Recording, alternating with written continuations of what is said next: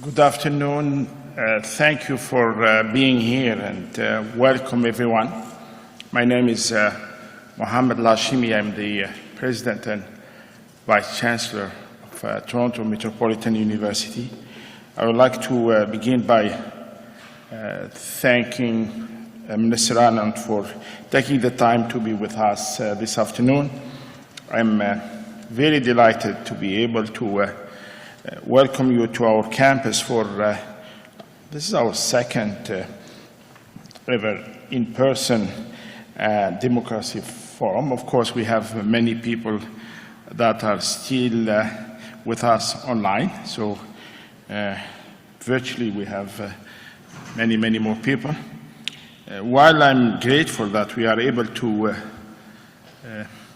safely come together today, I know that this is not the reality in other parts of our globe. I understand this will be the focus of today's discussion, and I'm grateful that we are able to host such an important event on our campus. Ultimately, it's the role of universities to foster deeper understanding of important issues and to bring people together to learn from each other through dialogue. Today's event accomplished that purpose. So thank you again for taking the time to join us, and I look forward to listening in today's discussion. And I would like to invite our Dean of the Faculty of Arts to start with land acknowledgement and some introduction. Over to you.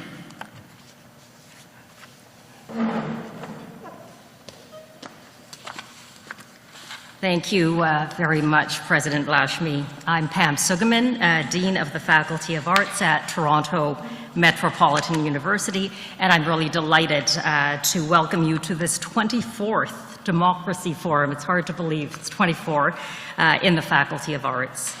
Before we begin, I would like to acknowledge the land on which the university is situated. TMU is on the territory of the Anishinaabe, Haudenosaunee, and the Huron-Wendat, and it is covered by the Dish with One Spoon Treaty, Treaty 13, and the Williams Treaties.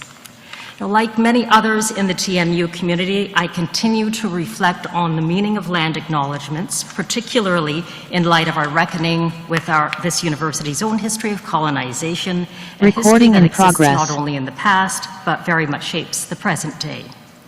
As an academic leader and more personally as a settler, a Japanese-Canadian woman whose family was displaced, dispossessed, uprooted, and dispersed in this country, I am committed to deepening my understanding of Indigenous knowledge and culture, promoting Indigenous education, and most importantly, playing a role as an ally in creating the institutional conditions for Indigenous self-determination. Now, it is now my pleasure to introduce our host and founder of the Democracy Forum series, Toronto Star columnist and visiting practitioner in the Faculty of Arts, Martin Regg Cohn. And I didn't stumble, maybe a little, I didn't stumble over Martin's name, which I've mispronounced in the past. Most of you are no doubt aware of Martin's important work, including his political column for the Toronto Star, as well as the many valuable contributions he's made over the course of his 11 years as a foreign correspondent. And during these years, he's held the position of Chief of the Middle East and Asia Bureaus. Martin is also a senior fellow at the University of Toronto's Monk School of Global Affairs and Public Policy. I look forward to a stimulating, very thought-provoking discussion. Martin, over to you. Thank you, Dr. Sugerman, and thank you, Dr. Lashmi. Bienvenue, welcome to our Democracy Forum at TMU, where we try to do democracy a little differently. It's good to be back in person today after so many Zoom events. It's good to breathe again, so thank you for joining us. Let me tell you about our guest. Anita Anand has been Canada's Minister of Defence for exactly 1 year this week. Before that, she was also Minister of Public Services and Procurement, defending us from another foreign invasion, this time COVID, by procuring, as she would say, millions of vaccines. She was sworn into cabinet after winning her first election as Member of Parliament for Oakville in 2019. She had a life before politics. She was an associate dean, which is good training for politics, and a professor at the U of T Faculty of Law. And she has also taught law at the Monk School, at Western, at Queen's, it's a long list, and at Yale University. She holds law degrees from U of T, from Oxford, and my personal favorite, Dalhousie University, because I went there too. She started with a BA in politics from Queen's, and now politics is where she has ended up. She was born in Nova Scotia, the daughter of 2 doctors, and a historical footnote, she is the first Hindu ever appointed to the federal cabinet. Welcome to our Democracy Forum. I'm going to kick things off, and then I'll sit down. We'll open it up to the floor in a few minutes, so please start thinking up your questions now. I always remind our audience that this is not a press conference or a confrontation. It's a democracy forum where we try to dig a little deeper and we look for more in-depth answers. So no pressure, but we're looking for some insights today. So let's get started. I'm going to slide over. Minister, you've been busy in Poland last week on the front lines in Brussels for a NATO conference.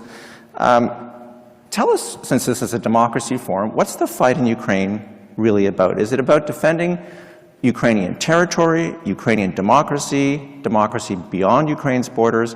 How does it all fit in?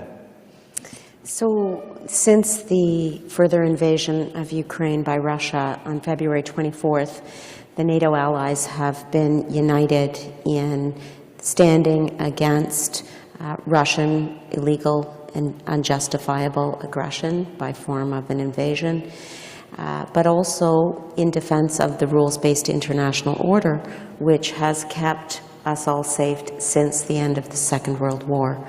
So it is, to answer your question, it is a fight for against Russian aggression, in support of Ukrainian sovereignty, but also in support of the territorial integrity and the rules-based international order that underpins that territorial integrity of Ukraine. Where does democracy fit in, if at all? The illegal and unjustifiable invasion of a democratic country is where it starts. Democracy fits in very squarely there. But the conflict also sheds light on the threat that democracy is under internationally, especially as we see Russia annex eastern regions of Ukraine, as we see the threat of nuclear war elevating because of reckless words coming out of the Russian regime and Putin himself. That suggests that we all have a role to play in furthering the principles of democracy, including here at home.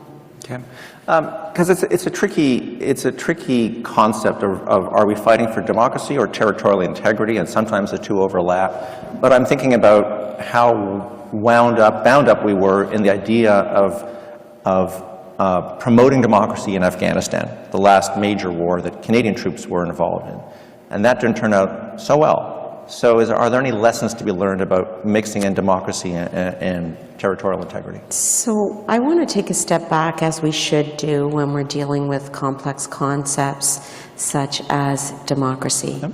And democracy, obviously, at its fundamental root, speaks to freedom to associate, freedom of religion, freedom of speech, freedom of the press, and the ability for citizens to exercise those freedoms within the limits of the law. And that set of principles is generally enshrined in the Charter of Rights and Freedoms of this country, but it is also present in our foreign policy. And so we very much aim to support those principles where they are under threat. areas of the world, including in Ukraine, Afghanistan, etc. Okay, let's talk about shared interests then. Canada was the first country to recognize, to extend diplomatic recognition to Ukraine under a previous government. It was quick to endorse and support Finland and Sweden when they applied for NATO entry. You can see where I'm going. President Zelensky has asked, implored, has sought expedited NATO membership. Why don't we rally to that one as we have on the previous cases? Canada is a member of NATO and as such supports NATO's open door policy. And that is the route we took with both Sweden and Finland this year, as you mentioned. And we have stood shoulder to shoulder with Ukraine in terms of humanitarian, military, and economic aid. And we will continue to do so while complying and adhering with the principles underpinning the NATO alliance. Okay, but why the caution? I mean, it may be obvious. The Americans have been much more measured in their response, and you've been to the Pentagon and heard that yourself. So what's the downside, given that all that has happened? There was caution before. What's the downside, given all that has happened, to giving Ukraine more of a flashing green instead of a flashing amber? The time that we are in right now is the time that we need to unite to provide Ukraine with military equipment that it needs to fight and win this war. There will be a conversation about Ukraine's potential ascension to NATO, but that conversation must occur once we have given everything we can to Ukraine's fight right now. Okay, let's park the arms question for just a moment, because you mentioned the nuclear threat. And in the months since we had your colleague, the Foreign Minister Melanie Joly, here, the nuclear threat is more pronounced than ever, more explicit than ever. So, at a democracy forum here, tell us about the calculus, the balancing act that you and your government have to make when dealing with essentially a threat of nuclear blackmail that may or may not be a bluff, and the responsibility you have to avoid escalation, whether in terms of getting more involved in the war, whether with NATO ascension. So the nuclear threat, how do you as a defense minister balance that question? Well, I want to begin by saying that the words of Vladimir Putin relating to nuclear threat or weaponizing energy for that matter are reckless and unwarranted and unnecessary. And Canada wholly condemns that elevation. At the same time, we have to recognize that those words have not changed the conduct of Russian behavior.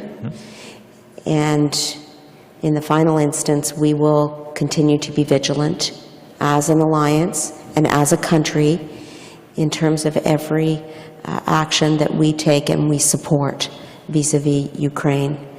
But I will say that we need to be prudent around conversations relating to nuclear. It's a very fine balance when we get to discussing and utilizing the threat of nuclear war. Okay, let's talk about the non-nuclear components so far. Russia's latest wave of attacks with drones targeting, these Iranian drones targeting civilians and non-military targets. It's not new, but it has escalated to a new level in recent weeks. And that prompted the president of Ukraine to ask many countries, including Canada, for missile defenses. And it turns out we don't really have any that we can send over. So the question of Canada's contribution has become controversial. I heard you on BBC last week. They interviewed you while you were at NATO or right after the meetings. And they were really pointing to what they described, they compared Canada's contribution to that of Britain, France, the US, but also the Baltic countries, whether in absolute terms or per capita.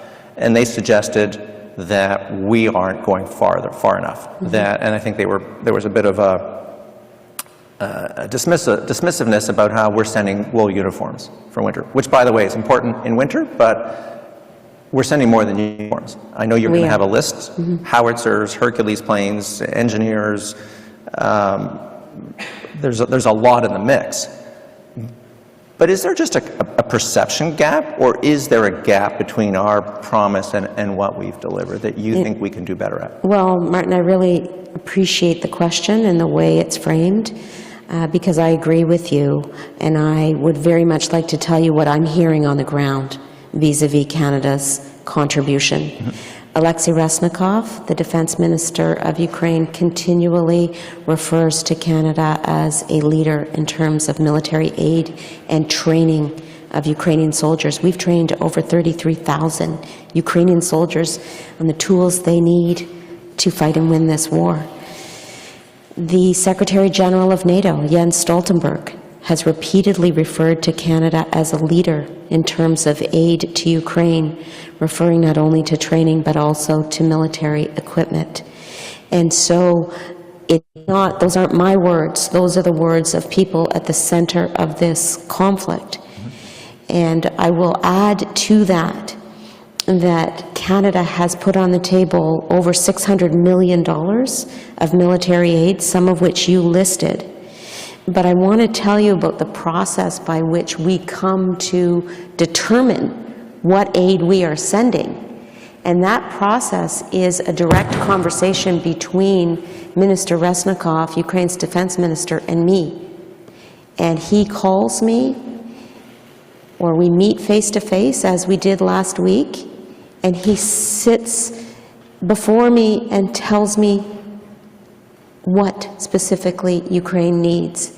He asked for winter clothing. We are delivering 500,000 pieces of winter clothing. He asked for howitzers. We put howitzers on the table. He asked for ammunition. Twice now we have put on the table 155 millimeter ammunition. He asked for vehicles. We have provided vehicles from 2 different Canadian suppliers, 8 vehicles from Rochelle and 39 vehicles from GDLS in London, Ontario, straight off the line. And so the conversation is frank, it is open, and it's direct. And I will say, in my mind, effective.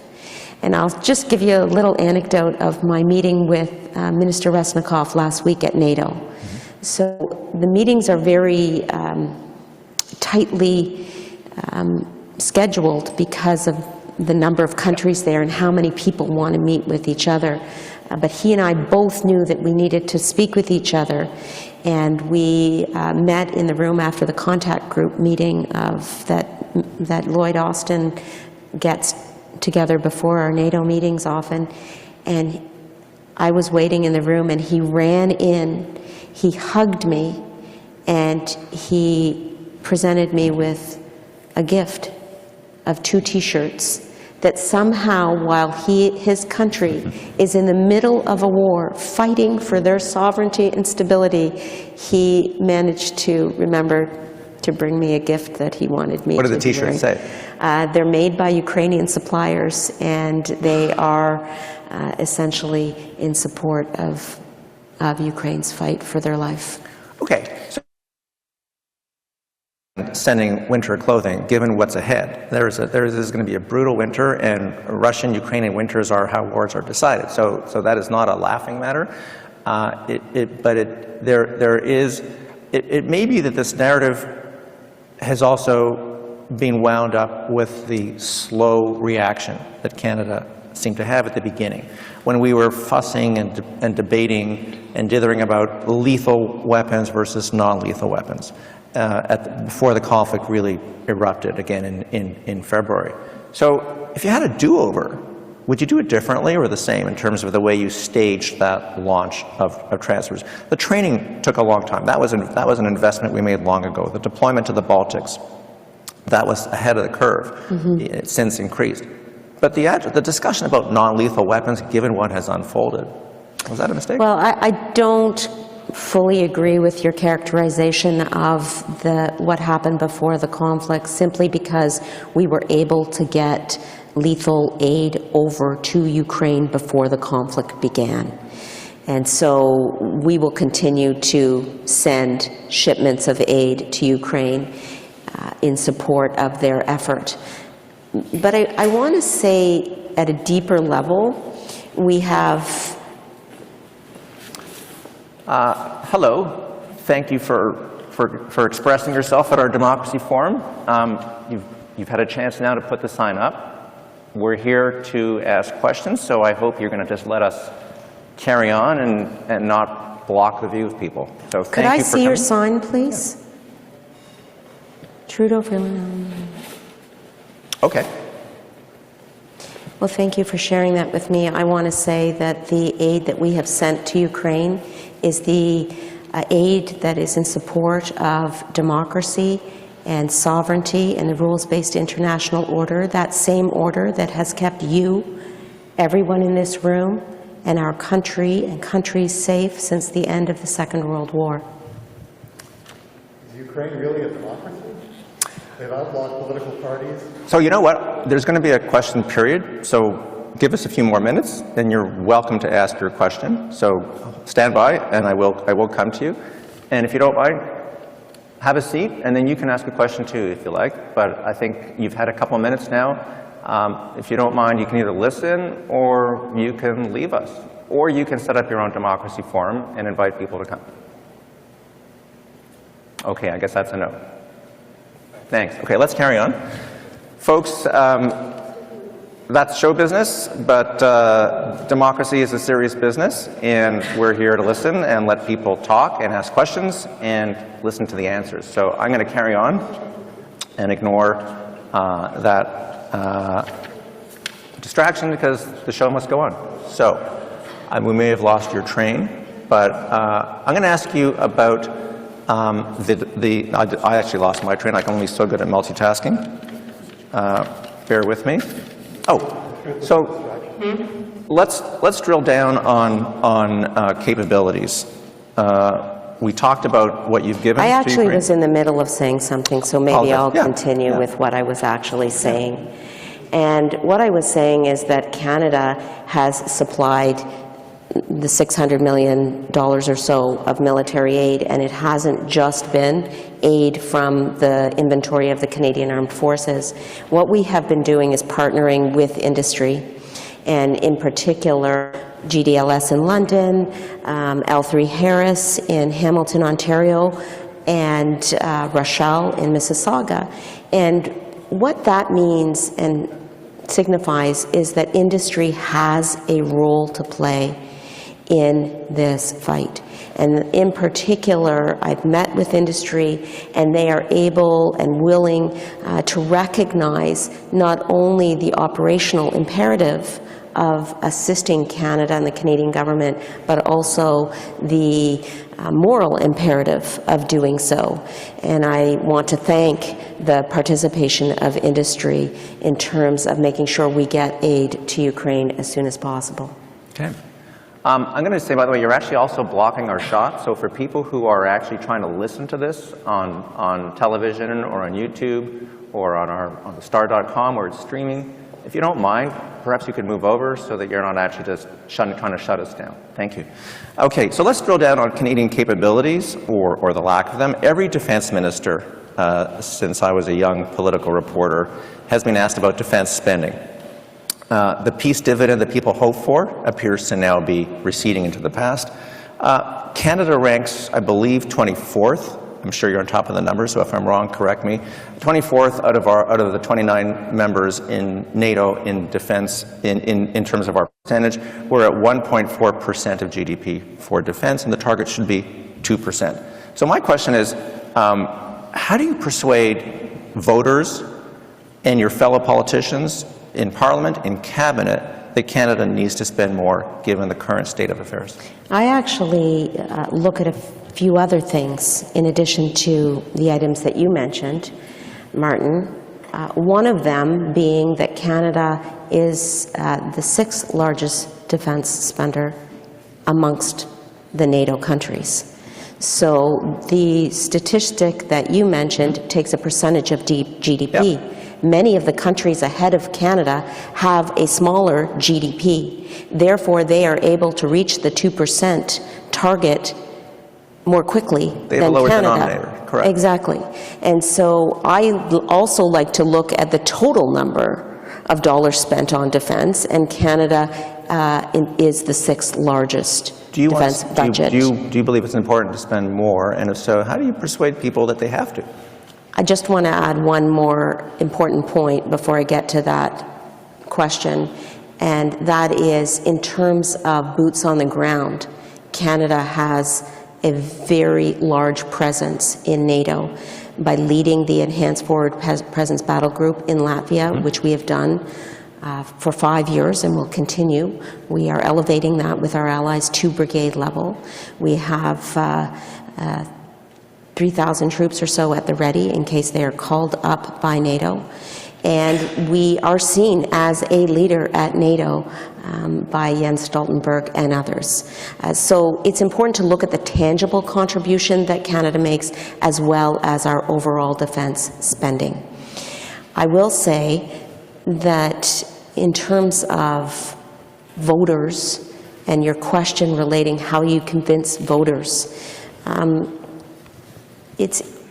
it's important to recognize that we are on an upward trajectory in terms of our defense spending. Our government committed $8 billion for military spending in the last federal budget, for example. We have a defense policy update that is coming up in the fall, and we will continue to ensure that we are doing what it takes to this country and participate in our allied membership called NATO. And the last point is that in June... Can you actually move down, because in terms of personal space, you're getting a little close to the minister, and that's just push away. I'm going to take a break, Martin. Okay. Thank you so much. All right, thank you. Stand by, folks, and we'll take a little break for about a minute or two and try to resolve this. Thanks. Ukraine needs peace. Stop sending weapons.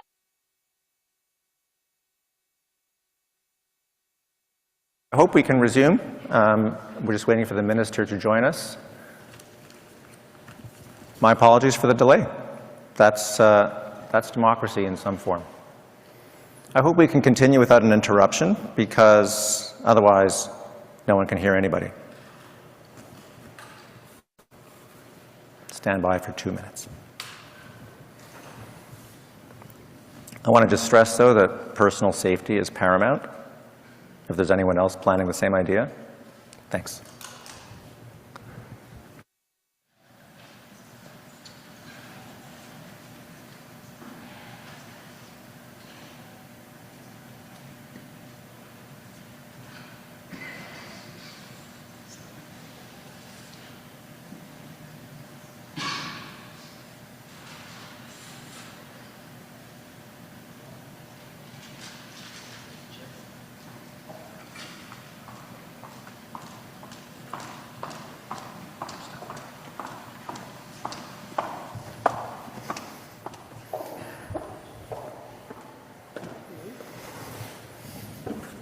Mics are back on? Yes.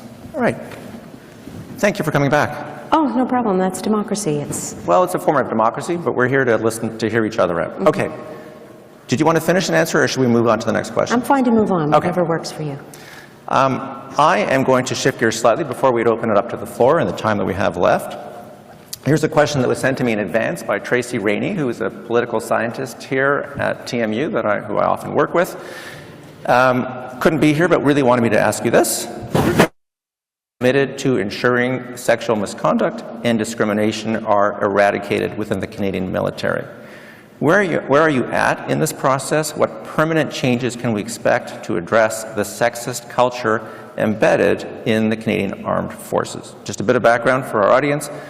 Before you were dealing with the external threat in Europe, you were dealing with an internal conflict in the armed forces where sexual misconduct sometimes continued with impunity, and it went up through the chain of command. And you were, I think one of the reasons you were brought into the job was your background in governance, and you are familiar with the law. So where are you at in the process? Well, immediately upon being appointed as Minister of National Defence, I accepted the interim recommendation of Madame Arbour to transfer cases relating to sexual misconduct or sexual harassment in the Canadian military from the military justice system to the civilian justice system. And that transfer of cases is still ongoing. But the effect of that is to ensure that victims are able to benefit from the procedural protections that they can receive in the civilian justice system. In addition to that, we ensured the passage and implementation of Bill C-77 relating to victims' rights earlier this year, and that will also provide additional protections to women in cases of sexual misconduct and sexual harassment. In addition to that, our government committed millions of dollars, $200 million in fact, in 2021 to the Sexual Misconduct Response Center. That is to ensure that we have additional supports for women who are suffering from the issues relating to misconduct and sexual harassment in the military. Again, in this year's budget, we committed additional funds, and we are building our resources to ensure that the Canadian Armed Forces is a place where everyone who serves is safe and protected and respected when they are serving this country. And it is my top priority to ensure that this cultural transformation occurs in the Canadian Armed Forces. I've traveled across this country to talk to members of our forces, Esquimalt, Edmonton, Valcartier, Sherbrooke, and also Shearwater. And I'll just say that there is a willingness for change in the Canadian Armed Forces. And the head of the military, the Chief of Defence Staff, Wayne Eyre, and I work very closely together on this very issue. We welcomed Madame Arbour's final report in May, and we are working towards implementing her recommendations. Madame Arbour, a former Supreme Court Justice who cataloged the problems of the military police reporting to the chain of command about sometimes senior commanders involved in sexual misconduct. Now, you've laid out a process. As you know, just a couple of weeks ago, Ontario Police Chief said the process wasn't working yet. So how do you, they were concerned the resources aren't there to transfer these prosecutions across the country, not just in Ontario. Police Chief in Mississauga, in Peel, I should say, among them. I'm sure he's given you an earful. So how do you execute this? How do you make this work? Actually, it's working very well. We're working collaboratively with the provinces and various organizations. The RCMP, for example, Quebec Police are taking these cases very willingly, and we have now set up a provincial-federal table so that we can systematize the transfer of cases. So, as I said, it's working well. Okay. You mentioned the commander of the Armed Forces a moment ago. The other thing he said the other day was that you are short 10,000 personnel in the Armed Forces. The segue from the last question is, how do you recruit young men and young women when the Army now and the Navy, the Air Force, are now weighed down by this baggage and this bad reputation? How do you do both of those things? Improve the culture, change the culture, and persuade people that there's a career for them in the Armed Forces? Well, it's a very good question, but I will say that the shortage of personnel in the Canadian Armed Forces is indicative of labor shortages across the country, especially following COVID-19. And so there is rebuilding to do in the Canadian Armed Forces, and that's why we are doing things like developing a reconstitution and retention strategy, which we have announced. That is why we are maximizing personnel at our recruitment centers across the country and in our training centers. We are also shortening the basic training component so as to provide incentives for individuals to join. And then in the long term, as I mentioned, we are taking institutional reforms extremely seriously so that the Canadian Armed Forces becomes a place that welcomes everybody, regardless of the color of their skin or their gender, and will continue to implement reforms such as relating to clothing or hair that like we have done recently, so that there is a sense that if you come to the Canadian Armed Forces, it will be a place where you are not suffering from discrimination. And I believe that strongly. I think you're right. That is one of the reasons why the Prime Minister wanted me to take over this role, and I will continue as a racialized woman myself to lead this change together with the Chief of Defence Staff. And you and the Prime Minister, I think, apologized to Black Canadians for a history of discrimination a few months ago. Well, the first apology that I gave was on December 13th, 2021, where we, the Chief of Defence Staff and the Deputy Minister and I, apologized to survivors and victims of sexual assault and sexual misconduct. And then on July 9th of this year, I and the Prime Minister apologized to the members of the No. 2 Construction Battalion and their families. And that was a battalion from the First World War that built trenches and assisted with infrastructure, but were discriminated against in terms of joining the forces, and very much deserved that apology. But that's the type of step we are trying to take, to build an institution where people feel safe, protected, and most of all, respected in their lines of work. Okay, let's open it up to the floor. If you have a question, raise your hand and we'll bring a microphone to you. We will hold the microphone for you, so don't grab it. That's my friendly way of saying please don't make a speech, just ask a question and return the microphone. Shorter is smarter. Okay, I promised you a short question, so the floor is yours. Right. With or without a microphone, I think you can hear me. Yes. My question is about peace negotiations and Minsk II. There was a framework for coexistence that was negotiated by the parties. France, Germany, Ukraine, Russia were among them some 8 years ago. And Minsk II provided that the Russian-speaking southeast of Ukraine would remain in Ukraine as provinces, like the Canadian Federation, and that NATO would not expand its borders and its membership to the Russian border, and would not place nuclear missiles on the Russian border. The U.S. had an answer to this question when Cuba allowed the Soviet Union to establish missiles. I'm going to compress the question. So it's a fair question. The Minsk agreement, and you gave a good analogy, it's almost like an asymmetrical or federal arrangement. Yes. It's a bit, there's been a war since then, but let's let the minister answer. Sorry, I haven't heard the question yet. Pursue peace at the negotiating table instead of fanning the flames of a conflagration that could end human civilization. Okay, question, over to you. Thank you for the question. And I think it's an important one to recognize that the Minsk agreements were in place. And the reality is that they were completely unobserved by Russia in its further invasion of Ukraine on February 24th, and also Minsk in Belarus, also working very closely with Russia in terms of allowing its military and bombs to operate out of that territory. So the reality is the agreements are being completely unobserved, and it requires and Ukraine requires some defense of its sovereign territory from the attempt to annex it illegally, unjustifiably, and contrary to international law. You're ignoring 8 years. Okay, next question. I see right behind you.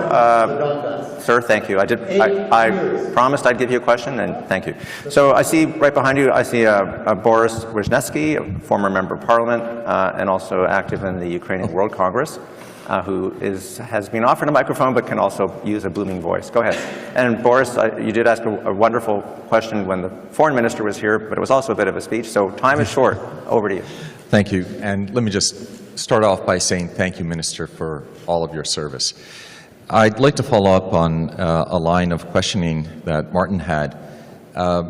It's not just in the media, but in the Ukrainian-Canadian community, there's a consensus that's gelled that although the government talks of standing shoulder to shoulder with the people of Ukraine, the government's policy, stated policy of aligning with our allies has put us at the back of the line with Germany. In fact, by GDP, amongst democratic countries, we've fallen into number 20. In June, by unanimous consent, all members of parliament agreed that what Putin is engaged in Ukraine is a genocidal war, and taking into account his stated intent, the eradication of a democratic state of 44 million, but also the eradication of the Ukrainian people. Ukraine has stated they need arms to be able to fight against this genocidal war. You mentioned howitzers. It's good to hear that that's back on the table. We have 39 M777s. We sent 37, sorry. We sent 4. 33 are gathering dust. Are those back on the table to be sent to Ukraine? We have 80 Lavs, Coyotes, that the department has said they need 220 days to be refurbished fully, etc. We're at day 240 of the war. Will we put those on the table? This war will not end soon. That's become clear. And once again, thank you so much for your service. Thank you, Boris. I want to be clear, as I thought I was, that the way we isolate what aid we are sending to Ukraine is through the direct ask from Minister Resnikov to me and President Zelensky to our Prime Minister. And so that set of aid that I talked about, the $600 million, the vehicles, the cameras for drones, the winter clothing, the howitzers, the 155 ammunition, the sniper rifles, the list goes on, and all of that results from the direct conversation with Minister Resnikov, who has not asked for the Coyotes, and primarily because they're in very decrepit shape, and we want to give Ukraine brand new vehicles, and that is why we contracted with GDLS to provide 39 brand new vehicles, armored vehicles, from right off the line. My conversation with Minister Resnikov is ongoing. I had another one last week, as I mentioned, and we are continuing to source the aid that he is requesting. When I have more particulars about that and can discuss them publicly, I will love to sit down with you and explain it more. Clearly, procurement, either in your past position or in your current position, is going to be front and center going forward. Any other questions? Right here. Go ahead, sir.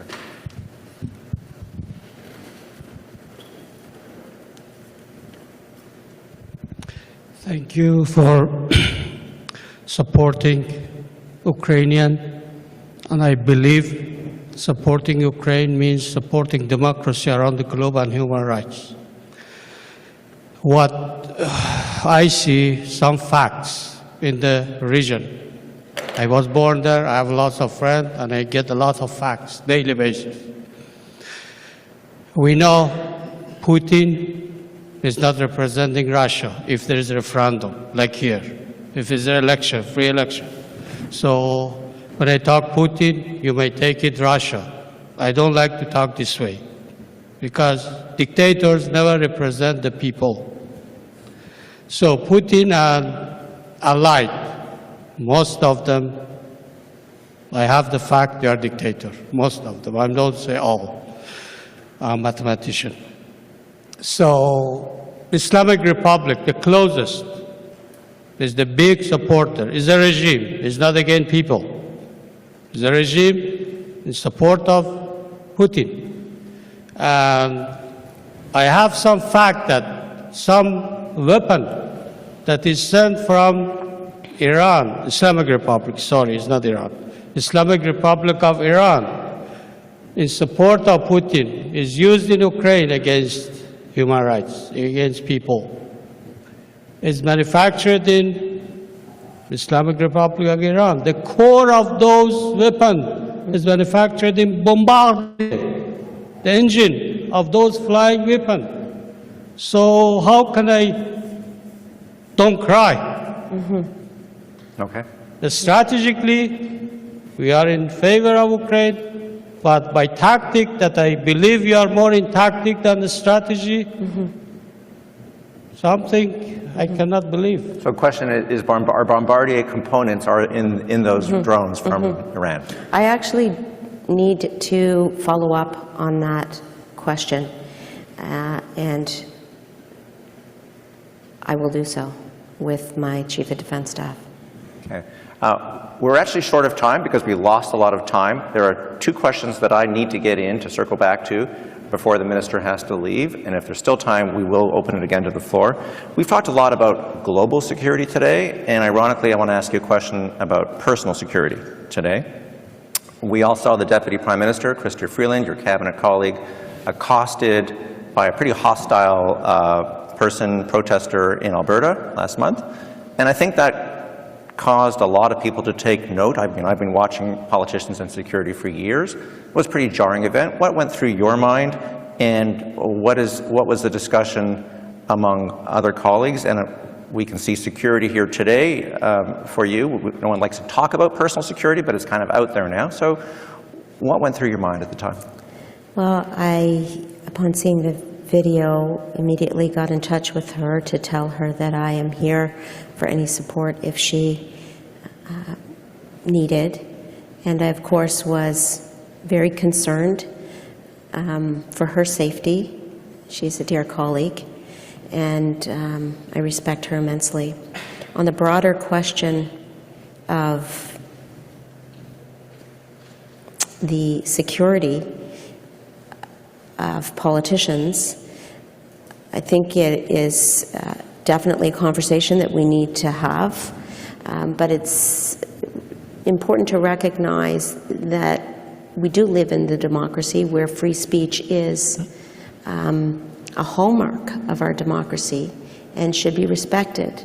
But there is also a boundary between free speech and security and safety of individuals who are elected to public office and are fulfilling their jobs as elected representatives. And I feel strongly that we need to have that conversation and hopefully come to a result and a place where we feel that we're able to serve in a safe and secure environment. When you're in public life and someone invades your space, do you think the public gets that, understands the difference between personal space and space to have a debate? I'm not sure. I only came into public life 3 years ago. I was a professor for 25 years, and I never had an incident like Minister Freeland experienced, and I have had some of those experiences myself. I'll just say that I value so much the democracy that we live in and the principles on which democracy are based, including free speech and freedom of the press, that we do need to strive to protect those, as well as the legal boundaries that have been set by the Parliament of Canada and provincial legislatures. There is a line. I always save the best question for last with you and other guests, and that is, tell us about any advice that you would have for students or professors who need to get or want to get engaged in democracy and perhaps join in the democratic process, climbing the greasy flagpole, as Disraeli once said centuries ago, because it's hard, it's messy, it's a blood sport at times, and we were talking about that in the green room beforehand. So what advice do you have, and what lessons did you yourself learn, because you can be a role model for people, about the transition from civilian life to public life? So I'll just give you a little sense of what was going through my mind before I made the transition. And first and foremost, I love educational institutions And I loved my life as a professor, and teaching hundreds and hundreds of students over the years has been the honor of a lifetime. Like many professors, I was writing public policy pieces, and I came to realize that I had more to offer, potentially, to our country. And so, after many discussions, decided that I would throw my hat in the ring. I also believe that our institutions, our universities, our hospitals, our public and private corporations, and our government should reflect the racial diversity that comprises this country.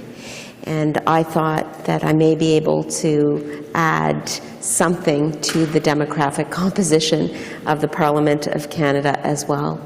And so that was another motivator for me. So to anyone thinking of entering public life, I will say that it is an honor, and it is one that I value very, very deeply, and every day do my very best for this country. Okay. Well, we are out of time, unfortunately, because we did lose a bit of time. I want to thank the Minister of Defense for defending democracy.